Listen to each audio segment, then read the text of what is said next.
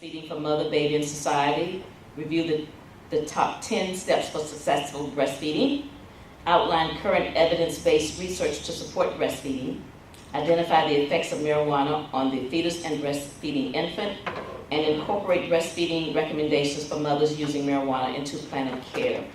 For nurses and social workers and physicians, make sure that you sign in so that you can get the CEUs and the CMEs that you will get by being here for this presentation. So at this time, I'm going to bring forth Dr. Pollack, who's going to introduce our speakers. Hi,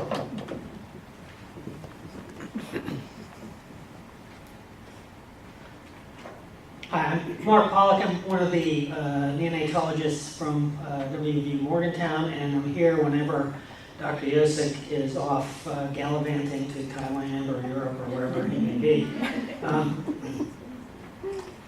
So our speakers today are Emily Neese and Renee Saggio.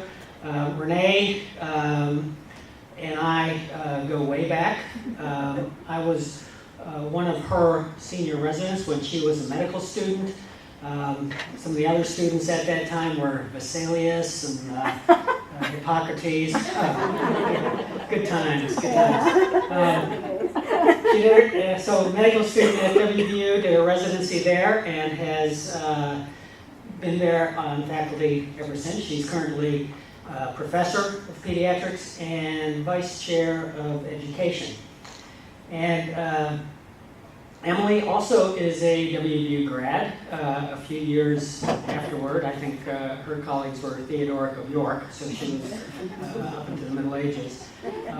She did her residency up at Pittsburgh Children's, and then came back home to West Virginia. She's currently assistant professor of pediatrics and is the program director for the pediatric residency. So without further ado, I will turn over the podium. Thank you.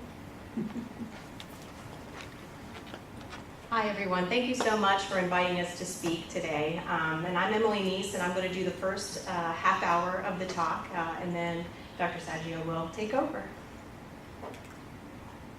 So neither one of us have any financial disclosures. We will talk about the Mountain State Milestone Project a little bit towards the end of the talk. This is a project in the state of West Virginia, and we just wanted to say that it was not funded by formula companies or by any organization that violates the International Code of Marketing of Breast Milk Substitutes. We've already gone over the objectives for today. So I wanted to start by talking a little bit about what the current policy statements are and what the current recommendations are for breastfeeding. The American Academy of Pediatrics recommends exclusive breastfeeding for the first 6 months of an infant's life, and then continued breastfeeding for at least a year or longer as desired by mother and infant. The European Gastroenterology, Hepatology, and Nutrition Society, which is the second one listed there, also recommends exclusive breastfeeding for the first 6 months, and continued breastfeeding as complementary foods are being added to the infant's diet. And complementary foods are really anything besides breast milk or formula that are introduced to the child. That statement goes on to be a little bit more specific, saying that no complementary feeding practices should be initiated before 17 weeks of life, and that, again, exclusive breastfeeding for those first 6 months. It also goes on to say that complementary foods should be started by about 6 months, and that some studies have shown that waiting longer beyond the 6 months, children have some mechanical troubles with learning to feed. The World Health Organization has a very similar recommendation in that, again, exclusive breastfeeding for 6 months and breastfeeding for at least the first 2 years of an infant's life. When you look at the Healthy People 2020 goals listed here, they are great goals. Women ever breastfeeding at 6 months and at 1 year, and that's any breastfeeding. So if they're breastfeeding and giving the child complementary foods, things like that, or giving them formula or supplementation. And then exclusive breastfeeding through 3 months and also through 6 months. And when you look at those numbers compared to the West Virginia numbers, you see quite a difference. And so this information comes from the CDC. They put out a breastfeeding report card that's available online to everyone. Initially, this was done every year. It is currently being done every other year. So this is the most recent data that we have. There should be 2016 information available to us, but nothing from 2015. And as you can see, a lot of these numbers are about half of where we need to be. And so, again, with the lowest numbers being exclusive breastfeeding at 3 months and then at 6 months. So why should we care about how women and mothers choose to feed their infants? And I hope to convince you that there are several things that we should be thinking about, and there are lots of reasons to support our moms if they choose to breastfeed their infant. I'm going to spend a little bit of time later in the talk talking about the benefits for mother and the benefits for infant. Some benefits to society. I'm going to talk a little bit about the Joint Commission perinatal care measures and why we should care in hospitals. I've attended, hour-long sessions at international conferences talking about the risks of not breastfeeding, and so we'll hit on a few of those things. And then patient satisfaction. When we have families and mothers coming into our facility wanting to exclusively breastfeed their infant, if we are able to support that, we're going to have much better patient satisfaction. So there's lots of reasons for us to care. Just to hit on briefly the benefits to society, there's always the cost. The cost of breastfeeding is about 400 or 500 calories added to mom's diet per day. And so there's really not a lot of cost associated with that. And then it can be anywhere from $800 to $1,200 per year for formula feeding, and that absolutely depends on the type of formula and things like that. So there is a cost difference. There's no waste, there's no pollution. That's pretty self-explanatory, but no packaging, nothing in our landfills. There's a lot of benefits to society here to have mothers nurse their infants. There's also data out there to say that breastfeeding reduces the cost of healthcare and costly healthcare services in the children, and also reduce sick days of parents of infants that are breastfed. And there are lots of studies out there to support these two. To talk a little bit about the Joint Commission, there were mandatory measures for perinatal. The perinatal core measures were effective in January of 2014. And what is being looked at are the number of elective deliveries, the number of C-section deliveries in a hospital facility, whether or not antenatal steroids are being given when appropriate, the number of healthcare associated bloodstream infections in newborns, and then the last one being exclusive breast milk feeding. Now, when they look at this, they're looking to see if an infant's being given only breast milk during the entire hospital course. And there are certainly things that take the babies out of this. It needs to be not a preterm baby, not an extremely low birth weight preterm infant. But looking at only breast milk and no other liquids. And so, for example, a baby being given supplementation with formula would exclude them from this number. And they do not count things like giving a multivitamin if an infant needs a medication. Those do not count against us, if you will. So just a couple of the risks of not breastfeeding. Really, immunity, I think, is one of the biggest ones that we'll talk about. The transfer of immunoglobulin from mother to infant. There is a lot of data out there that says that a breastfed infant has, there's a reduction in death from diarrheal illnesses, acute respiratory illnesses, and there is a protective effect of early breastfeeding, particularly in the first month of an infant's life. I don't know if any of you saw a recent CDC advisory regarding infant formula, but you can Google it, CDC and Chronobacter, and you'll find their advisory statement. And so, bottle feeding can provide a route of exposure to infection by ingesting pathogens. We certainly live in a society where we have available clean water, which many places around the world do not have that luxury. And so it's certainly safer here than in some other places. But powdered infant formula is not sterile. And so this advisory talks about a particular bacteria called Chronobacter, which can be found in infant formula. And it gives recommendations to parents on how to more safely prepare formula And again, it's a very, very rare infection. I think there were 5 or 6 cases documented in a year, but infections that included meningitis and bacteremia, so severe infection. The other thing that I'd like to mention is just the reduction in SIDS. So there's a 36% reduced risk of sudden infant death with breastfeeding. And this was independent of sleep position. So all of these babies were put to sleep on their backs. So I'm going to talk about the 10 steps to successful breastfeeding. And this document was published by the World Health Organization in 1998. At that time, it was a very complete and detailed look at the current literature. And what I hope to do today is go through each of the 10 steps and give you some more recent data, some more recent studies that, again, back up these 10 things that the World Health Organization said in 1998. And so the first one is have a written breastfeeding policy that is routinely communicated to all healthcare staff.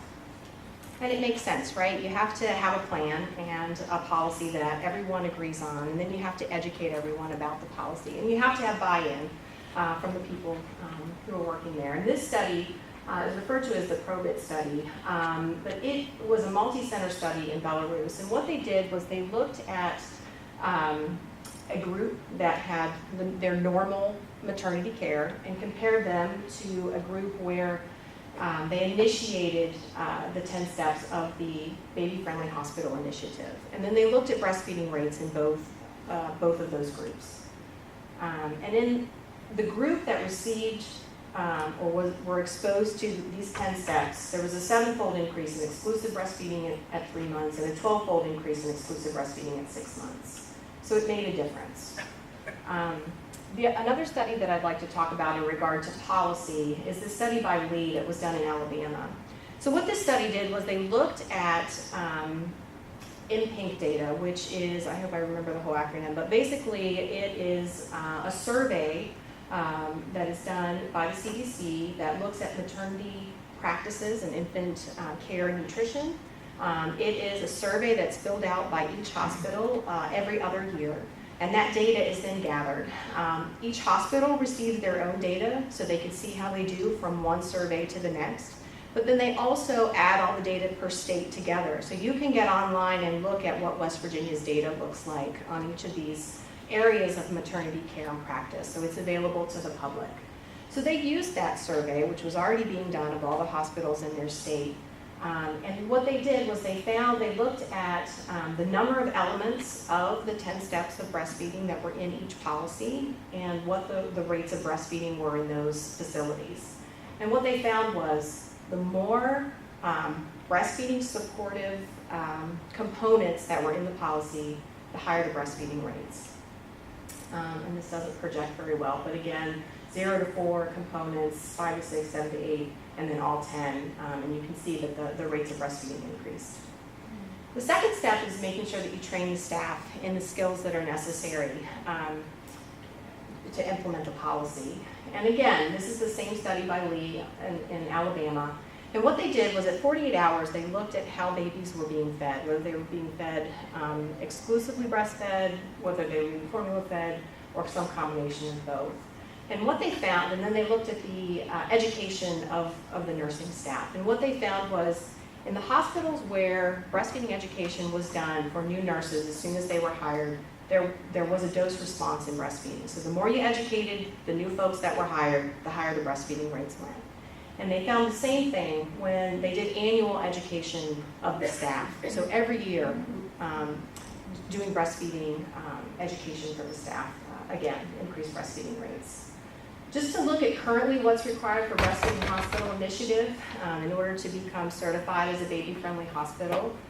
It's greater than 20 hours of staff education, and the new guidelines say 5 hours of clinical practice. And so it's a significant amount of education that's required of the staff. And of course, that training and education has to be evidence-based, and so it does very much spell out what should be taught. So step 3 is inform all pregnant women about the benefits and management of breastfeeding. I'm a pediatrician, so I typically meet them, after the baby is already here. But for certainly our OB and family medicine colleagues, this is a very important piece of this.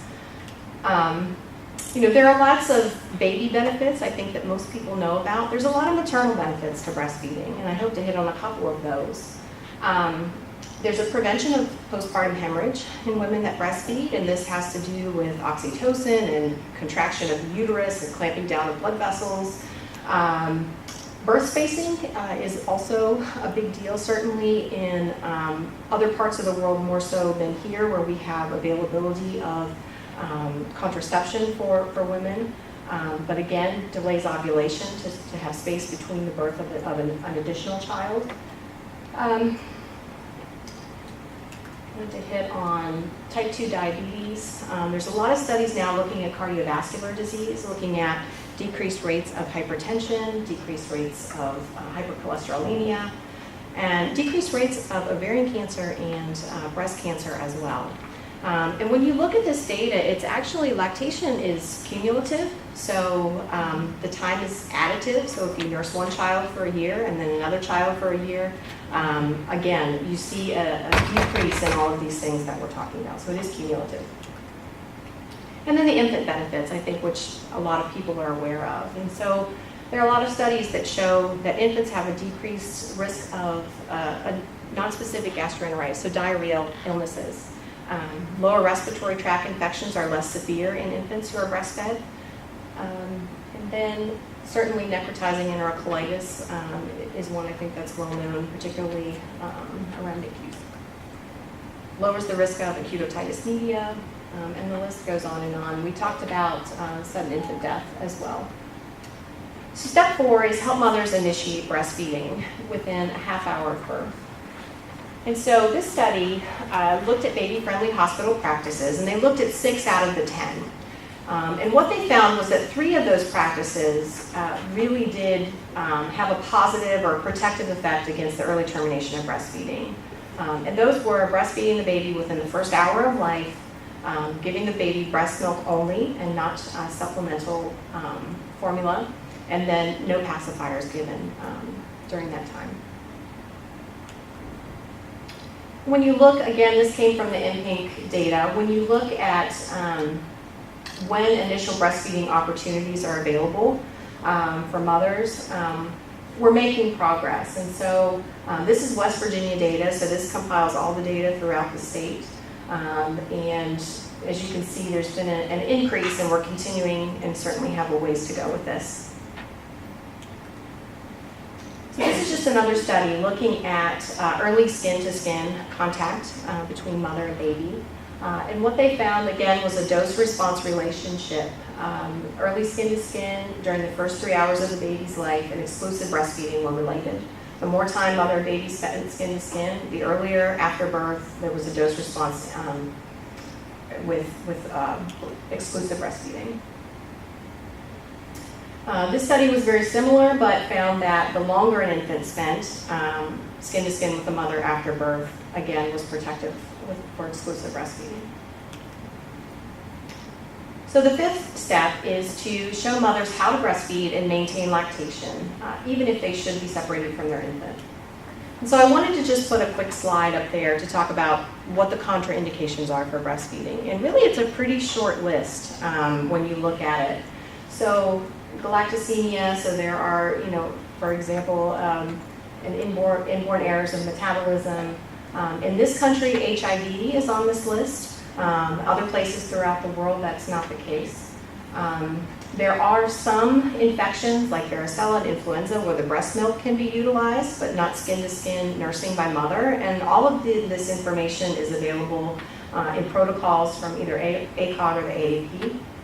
I think the one that we see most is maternal illicit drug use, and that's part of why we're here today and part of what we're going to talk about.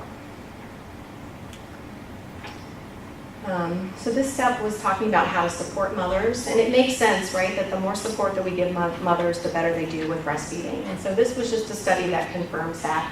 This looked at first-time moms, uncomplicated term deliveries, and they followed these moms up at 1, 2, and 3 months postpartum. And what they found was the more support sessions that they had while in the hospital and phone support and contact post-discharge helped increase breastfeeding and exclusive breastfeeding. So any breastfeeding at all, but also exclusive breastfeeding. And I just wanted to put this slide up here to talk about kind of what the West Virginia barriers are to breastfeeding. And so this again came from the CDC report card that comes out now every other year. And this just looks at the number of baby-friendly hospitals and the number of lactation trained professionals that are available per number of live births in the state. And so I think it's very telling. So we all need to become educated on breastfeeding, and we all need to learn how to support these moms. Step 6, as we make our way through, is to give infants no food or drink other than breast milk, unless medically indicated. And these protocols already exist. The Academy of Breastfeeding Medicine has protocols that specifically indicate, when formula or a breast milk substitute should be given for medical reasons. And so that's something that can easily be referred to or used to educate staff. I wanted to start just looking at this study because I thought it was interesting, looking at prelactal feeding. So this is a term that's used in some of the literature that looks at why infants are given fluids other than breast milk before lactation is established. And so this was a European study looking at that. And they surveyed different groups of people to ask why are prelactal feeds being given to these infants before breastfeeding. In the group of nurses, it was perceived breast milk insufficiency, which we all know that it takes several days for breast milk to come in. And so frequent nursing in the first couple of days of life is normal. And so perceived breast milk insufficiency. With doctors, it was concern for dehydration, hypoglycemia, and neonatal jaundice. And again, there are AAP policy statements, Academy of Breastfeeding Medicine policy statements that help us navigate these. Hypoglycemia, for example, that's resistant to frequent breastfeeding and things like that. And then non-medical staff. The customs vary throughout the world on giving prelactal feeds, and what they give infants throughout the world is very different. But the thought is often preparing the GI tract and then also quenching infant thirst. And there have been many, many studies done looking at infants in tropical and hot environments that are breastfed. And study after study has shown that they do not need additional water, that frequent breastfeeding and breast milk is sufficient. These studies looking at prelactal feeds, this one was by Rahim in 2014, so a newer study. There was a positive association between a C-section birth and formula being used as a prelactal feed. And obviously maternal surgery probably plays a role in this, and anesthesia or any other things that mother goes through. Formula as a prelactal feed has an inverse association with breastfeeding. And the same with an increased risk of cessation of breastfeeding before 6 months. This study by Chantry was published in 2014 in the journal in Pediatrics. And what it looked at was in-hospital supplementation and the effect of that on breastfeeding. And what they did was they looked at first-time moms and they looked at reasons mothers were supplementing their infants. And what they found was there was a perception by the mothers of having inadequate supply, that the baby was having insufficient intake, and that there were indications of poor latch, so that having difficulties with latch. And what the study found was that in these situations, these women would benefit from lactation assistance, education, reassurance, and help. And what they found was there were not medical indications to supplementing these infants. And in-hospital formula was not indicated.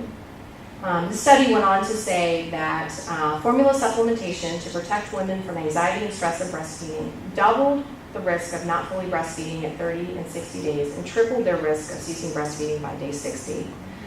So there was an impact. And this is just one more study looking at supplementation with formula.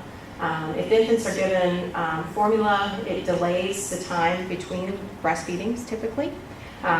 Babies breastfeed more frequently if they're not given formula supplementation, which makes sense, and often a delay in breastfeeding initiation as well. And this is just one more, again, published in 2014. And if you stop, this one looked at giving mothers samples of formula. And if you eliminate formula samples, it increased a mother's breastfeeding duration over the first 10 weeks postpartum. And also, they were significantly more likely to be exclusively breastfeeding at 6 months. So this does make a difference. I don't know if any of you have heard of Ban the Bags, but this is an organization that looks at bags being given to mothers at discharge. So it used to be when you were discharged from the hospital, you got a little bag with formula and coupons and whatever else in it. And so this is an organization that's trying to stop that practice because, as we've just reviewed, it has a negative impact on breastfeeding. And so only 30% of all birthing centers in the U.S. are bag-free, which is a sad number. When you look, though, at the West Virginia hospitals that are on this list who have banned the bag, there are several up there, I'm proud to say.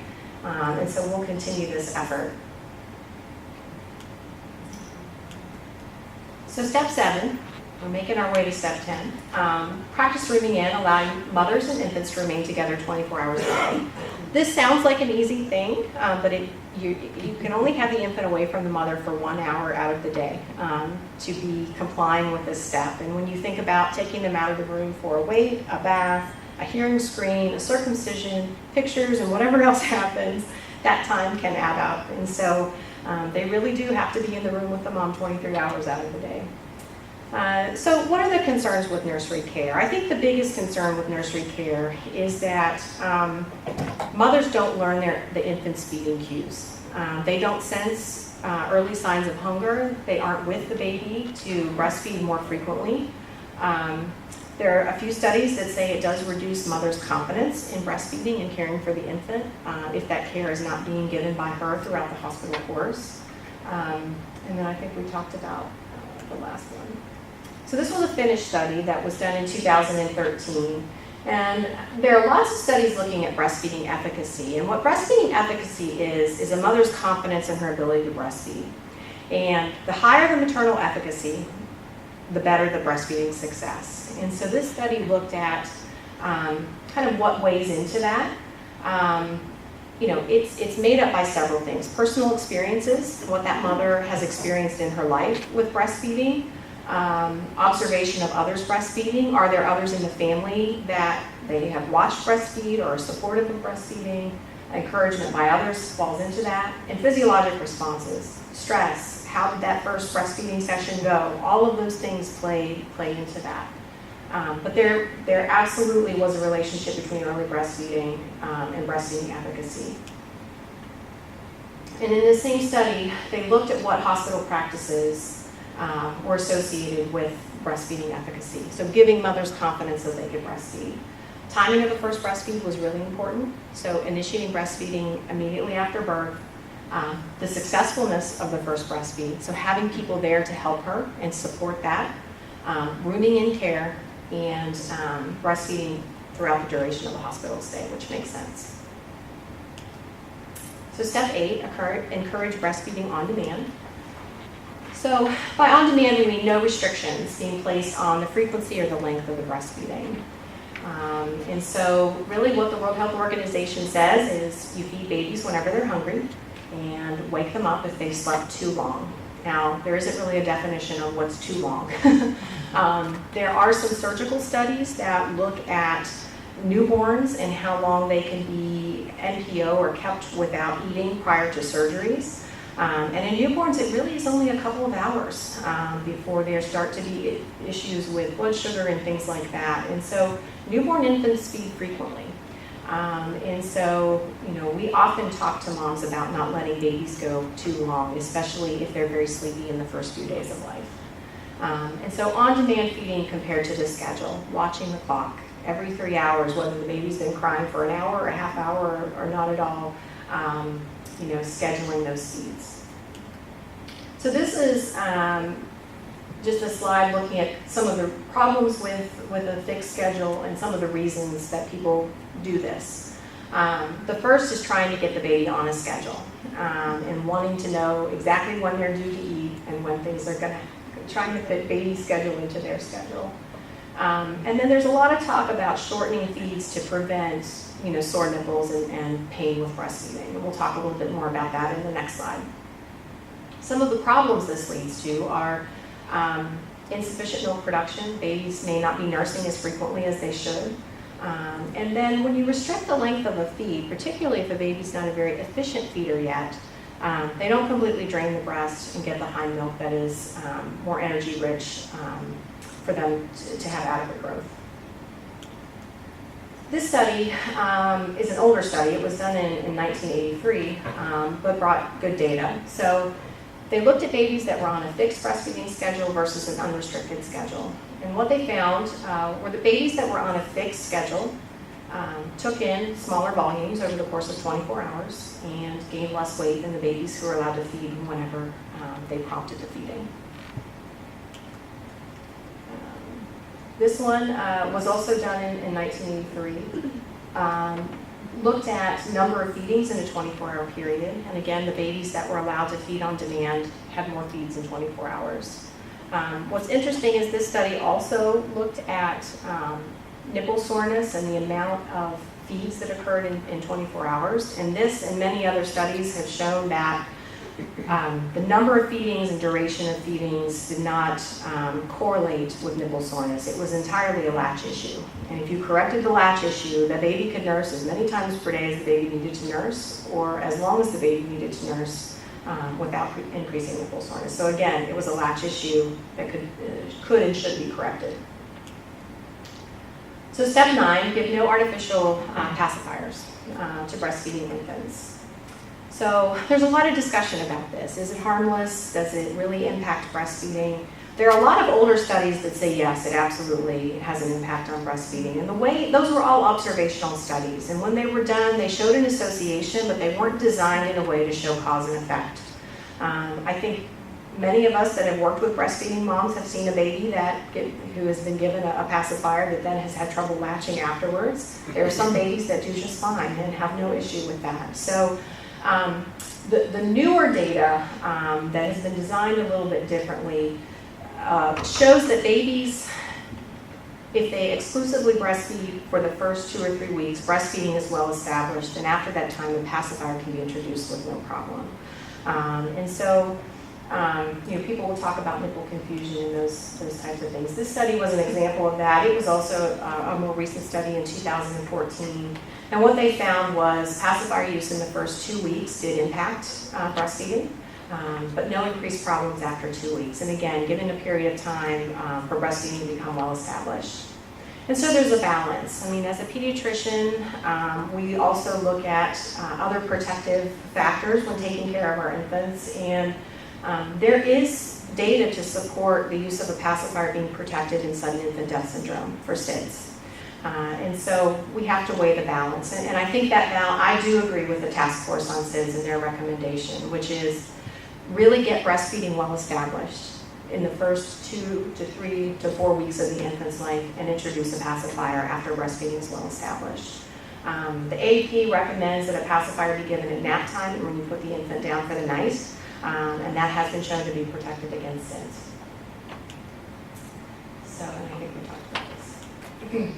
So step 10, foster the establishment of breastfeeding support groups and refer mothers to them on discharge from the hospital. This study just looked at breastfeeding education and support, and there was a significant increase in exclusive breastfeeding. And then here in the workplace, the more supportive the workplace, the higher the breastfeeding initiation rates, and the more folks are breastfeeding at 6 and 12 months, which also makes sense. I don't know how I'm doing on time here, but I think it's about 1 o'clock. So just quickly, looking at Breastfeeding Hospital Initiative, so that is the application of the 10 steps and then being certified and having your hospital to be certified for baby-friendly. There are studies that show that the more of these 10 steps that mothers are exposed to, the higher the rates of breastfeeding. And I would just like to mention Mountain State Milestones, which is a project for here in West Virginia. You can find more information about this on the West Virginia Breastfeeding Alliance website. And this is an initiative that is really to help hospitals implement the 10 steps that I've just reviewed with you. And the goal is to have them implemented in all West Virginia maternity facilities. To become baby friendly, you have to have all of them in place. For this, the goal is to provide recognition and help with advertising and things as you add more steps to what your hospital is doing, so that there is some recognition and help each time you add one of these 10 steps to your practice. And I think that just talks about that. So, on to Dr. Saggio. Thank you for your attention.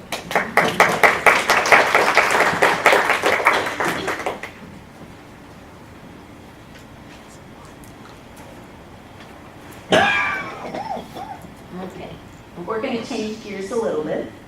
As you can see, we'll change a little direction here.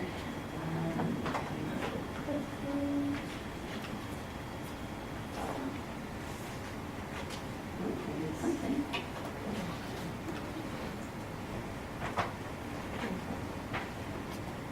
It's the side one. The side one. Yep. Ah, the side one. Okay, Okay. got it.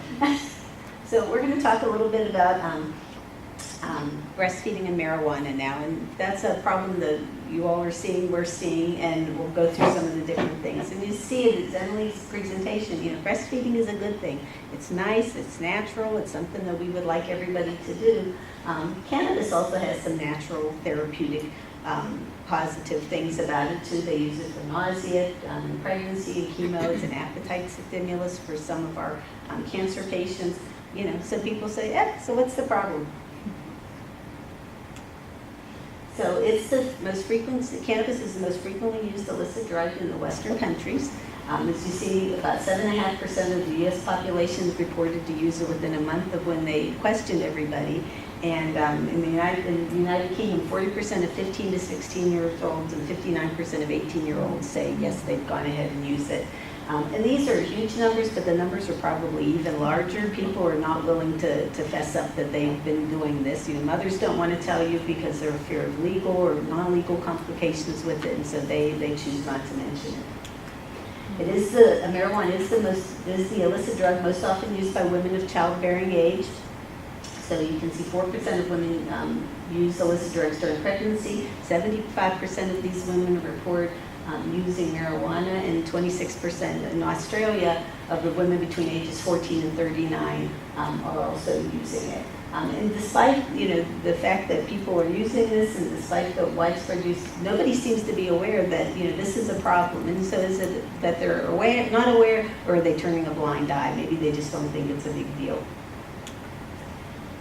As far as a little bit about the chemistry, it originates from the Indian hemp plant. There's a couple different products you get from it. The marijuana comes from dried leaves, stems, and flowers. Hashish is the resin from the flowers itself. And the active alkaloid is THC, tetrahydrocannabinol. So and it's the principal psychoactive compound. It's the one that gives people the effects that they're looking for. The concentration varies depending on the product, so it can be anywhere from 0.2% of THC in a product all the way up to 20%. And if you look at the oils you get from mixing the resin with some solvents, and it can be anywhere from 30 to 60% concentration of THC. As far as the pharmacokinetics, it's absorbed from the lungs and the GI tract, and so as soon as you inhale it, it's rapidly absorbed. So within the first hour, you will go ahead, or in the first 3 minutes, 3 seconds, you go ahead and after your first puff, this is already into your system. Now it takes longer if you ingest it, and it takes 1 to 2 hours to get into your system. But ultimately, you end up getting higher levels from ingesting it than you do from just smoking it. It's metabolized in the liver and the cytochrome P450 system, and it's bound to plasma proteins, and it's very lipophilic. So it goes to the fatty tissues and it goes to the brain, and this is the biggest problem why we see this with breastfeeding. 65% of it is excreted in the feces, and then 20% in the urine. And it has a half-life of 25 to 57 hours. depending on, the concentration that's in the product that you're using and what kind of product you're using, how long you inhale, if you hold your breath, where you buy your product, those sorts of things. And with chronic users, the first, if you test it right away, you can have it up to 4 days, but it can be in somebody's system for up to 2 months or longer. In 1982, it was suggested that maybe THC is secreted in human milk. And so there were large levels due to the high amount of fat in this. And when they looked at the plasma ratio, plasma to breast milk ratio, it's 8 times higher in the breast milk than it is in the plasma.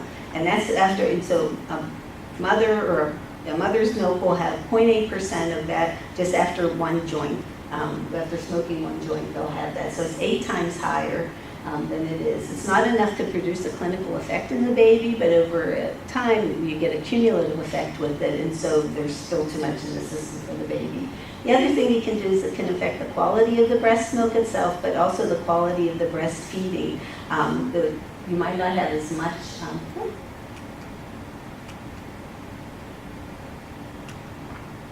Affects the quality of the breast milk and the breastfeeding because it can inhibit breastfeeding by inhibiting prolactin. So you worry about that.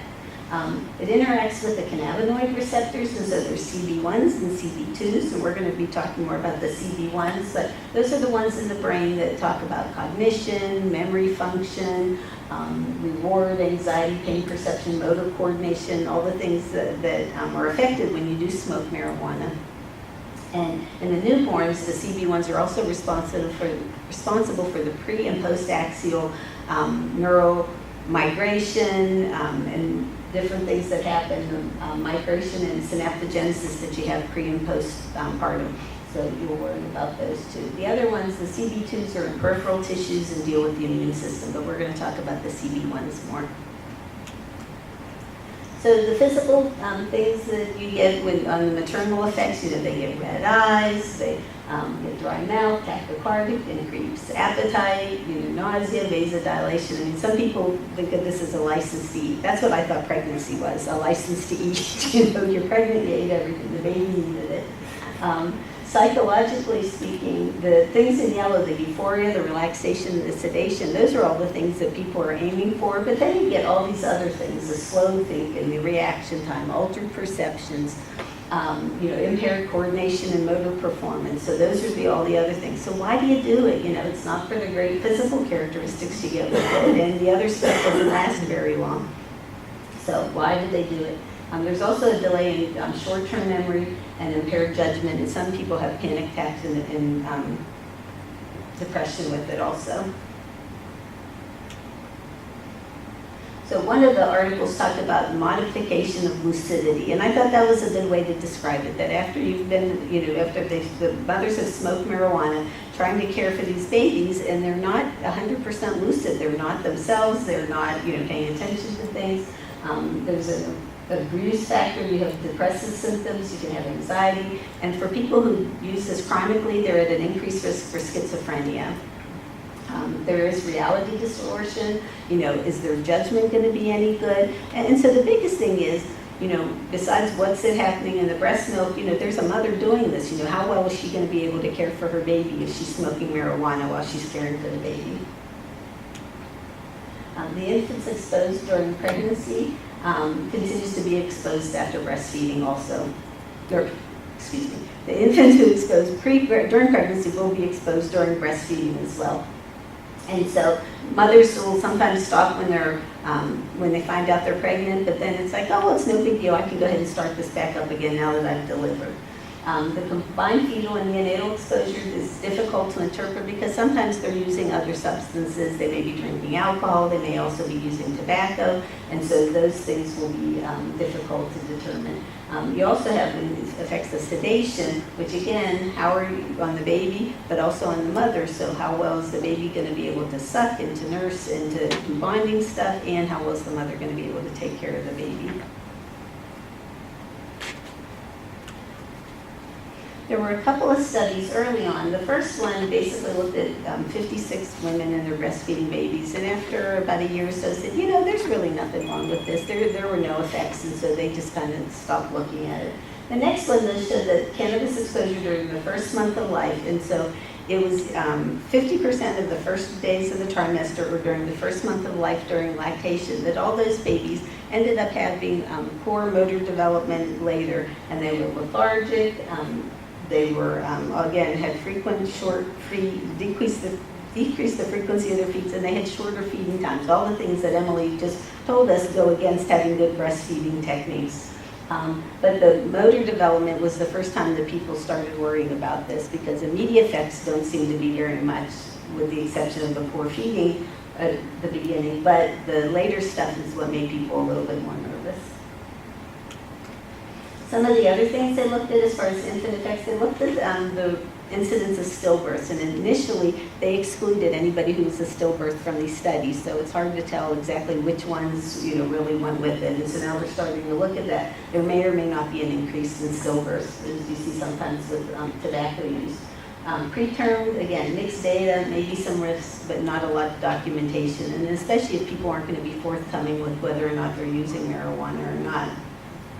Congenital anomalies, nothing noted in any of the registries that said, yes, this is due to marijuana, like we see with like fetal alcohol syndrome or something like that. There is a 2 times possible incidence of SIDS, and you may see some low birth weight, decreased head circumference, and even an increased incidence of leukemia. There was an Ottawa study where they looked at the kids, and they looked at the effects of prenatal marijuana and tobacco as well. And what they found, that by age 9 to 12, that there definitely was a difference. They looked at under 4, there were 180 offspring of white middle class low risk families. And so under 4 years old, they said, oh, well, again, this is no big deal, sort of like they did within that first year study. But then they went on to notice later. And they said that there were definitely noticeable differences in behavioral problems and visual performance and doing tasks and language development, comprehension, memory, and memory difficulties. The other study that looked at the prolonged effects was the Maternal Health Practices and Child Development Project, and this actually took place in Pittsburgh. And they had 655 people in this study, and this was the first study they thought was a little too homogeneous. They said there wasn't a lot of differential between the mothers, they were all about the same. This looked at 50% African American mothers and 50% Caucasian mothers, and they were all in a poorer socioeconomic group. And basically they looked at the risk of marijuana on these females. Most of the women smoked 1 or more joints a day for the entire first trimester. Some continued to smoke late after that. So by age 3, they didn't see any difference in their IQ, and that was the original thing. They all had similar scores on their Stanford-Binet tests. But then when they went on to look a little bit later, they said, by the time they were 6, they had decreased verbal reasoning. By the time they were 10, they had decreased attention and increased hyperactivity. And by the time they were older, they were doing poorly in reading, math, spelling by age 14. So the fact that they continued to look made a bigger impact, because if you just look at the beginning and say, it's nothing, then it didn't make any difference. So when they looked at this, they noticed there was a correlation. Thomas Hale is a pharmacologist, professor of peds and director of the Infant Risk Center, and he's in Amarillo, Texas. He's to this book, his book, The Medication of Mother's Milk, as Larry Pickering is to the Red Book. You guys know him. And basically, he's the one who goes through this and tells you what things are safe, what things aren't safe. And he has a 5-point scale.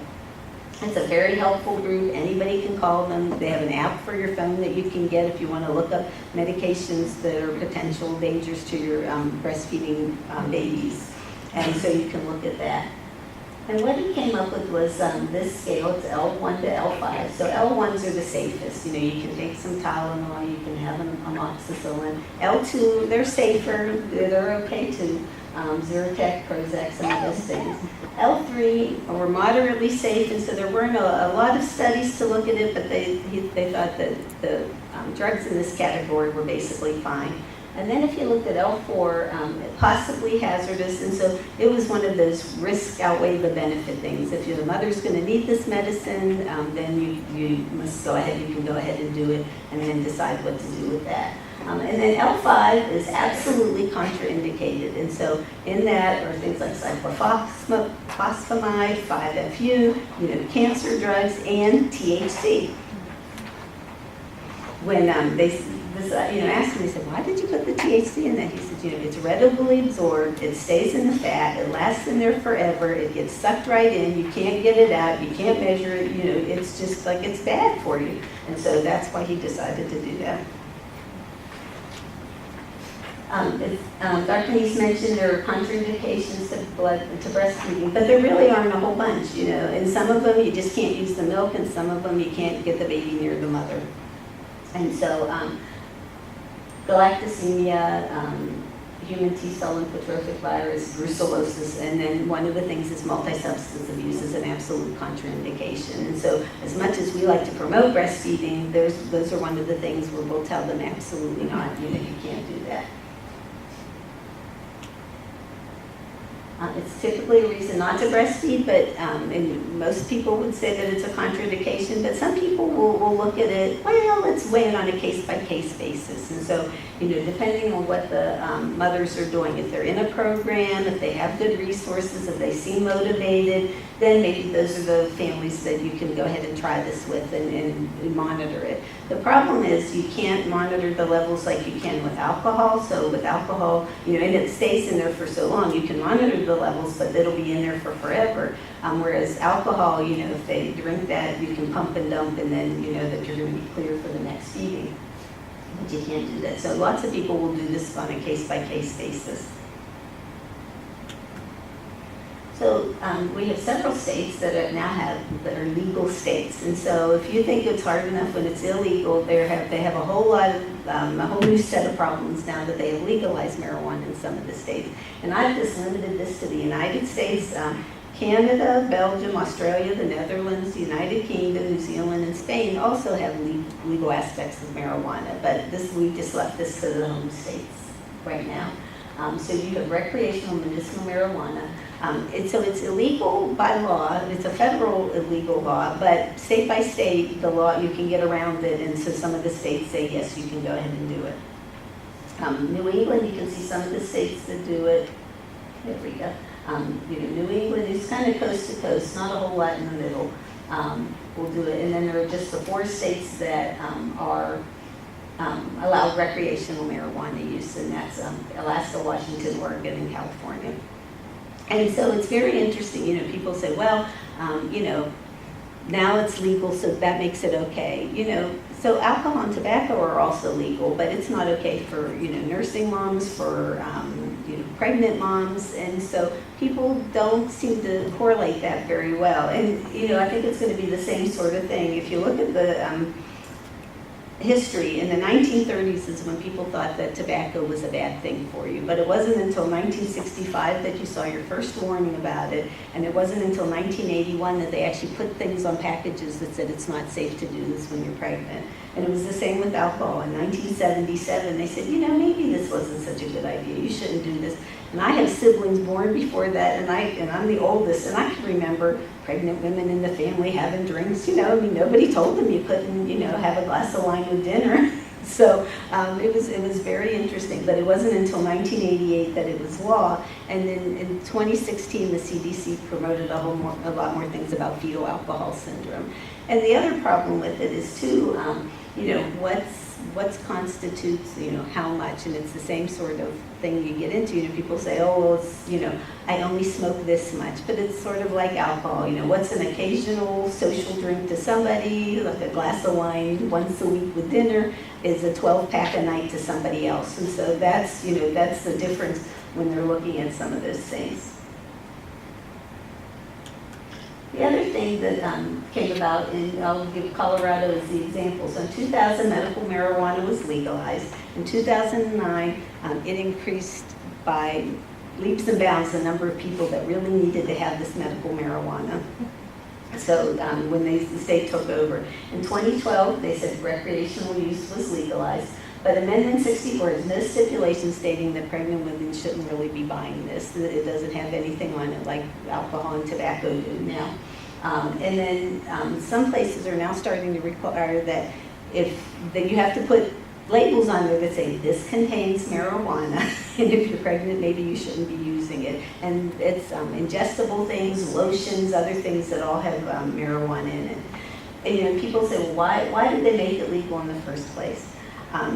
They don't show you sales data, but they'll show you tax revenue data. So in January 2014, the state made $3.5 million. In October of 2014, it was up to $7.6 million. So that's why they do it. Some of the other things that have shown up because of legalizing marijuana is the Family Law and Cannabis Alliance. So you can find, and you can look on websites, you'll find things that go, if you're for or against, it's just like looking at vaccine literature, you can find things for and against. But this was something that came up as in the legal states. Leaving no parent or legal guardian behind while ending cannabis prohibition, because a marijuana user is not a bad parent. So, welcome to the world.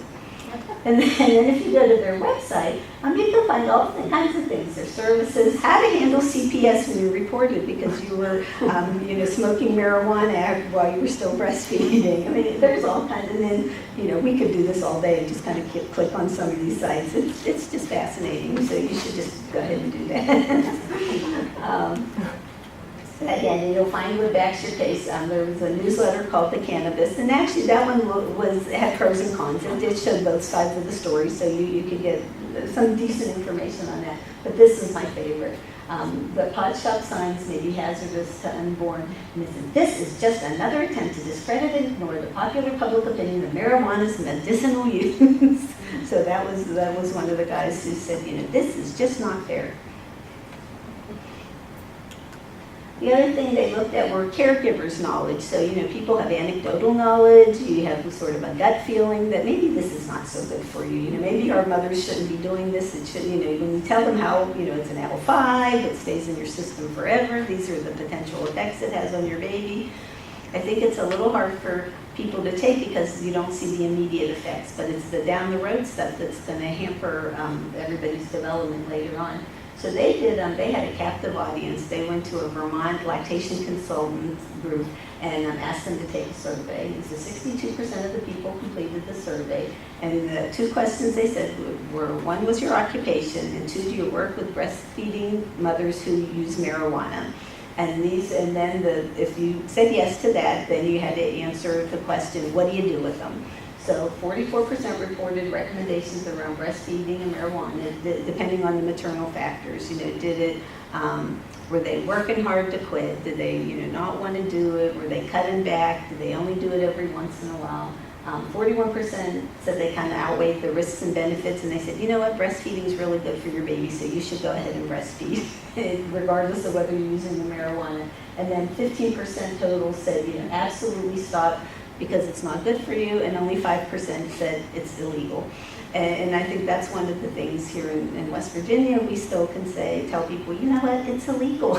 Regardless of what you do at your house and that, it's still illegal. So, they just, even caregivers' knowledge is still scattered as far as, what's good and what's bad. The other thing is just general perceptions in the population. And so this was an article that just came out within the past year, and it's Generation Weed. And the whole attitudes and beliefs of the population is, it's just not that bad. How could it make you feel bad? I don't feel anything with it. I don't know how to, it doesn't make any difference. I'm relaxed. I can do a better job, whatever it is you're doing, But we all said, you wouldn't hire a babysitter to come to your house knowing that they had just smoked a whole bunch of pot before they came to your house. So why would you want this mother taking care of the baby at the same time? When you talk to people, they just perceive that it's just not that bad, and so everybody's making a big deal about it.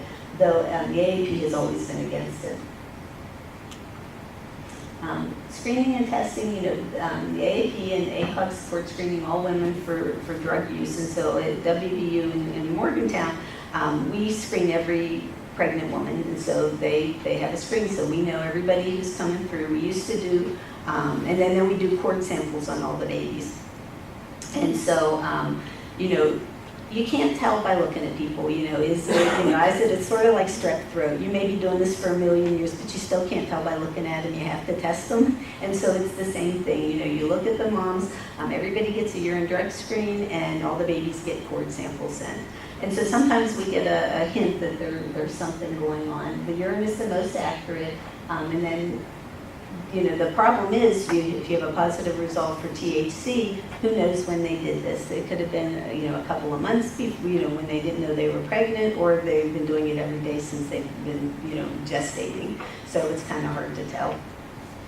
One of the other things I didn't mention about when we talked about perceptions, is the last, Dr. Neese and I gave this in Morgantown, and we had a visiting student, and one of the perceptions, and he just raised his hand and said this out loud. He goes, so really, you're going to put marijuana and 5 FU on the same scale?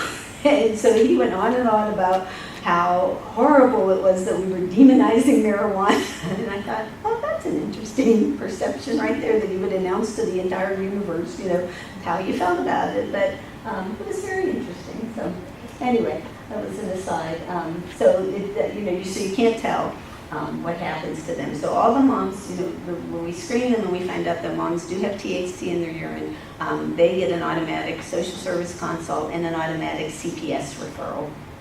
We'll consult with them and talk to them about, are you going to continue to do this? Is this something you can stop or not? If they're willing to stop, then we talk about going ahead and breastfeeding. So just as with abstinence with alcohol and tobacco, if you're going to counsel people, that's really the best advice for people. If you're going to smoke marijuana, then either you don't smoke marijuana and you breastfeed, or you smoke marijuana and you don't breastfeed. And those are basically the options. If you choose to continue, the mother still needs to be aware of other things. If you're smoking, how are you going to take care of your baby? Plus, there's also some passive smoke that the babies can contract too. So, you don't want to be smoking your marijuana in the room with the baby. And then again, the CPS referral for everybody who has a positive screen. Again, it states where it's legal, you have to be aware of some unintentional exposures. And so, again, lotions, things that are in food. There have been overdoses in general pediatric population by just having it around now because people, in states where it's legal. And then again, the passive smoking.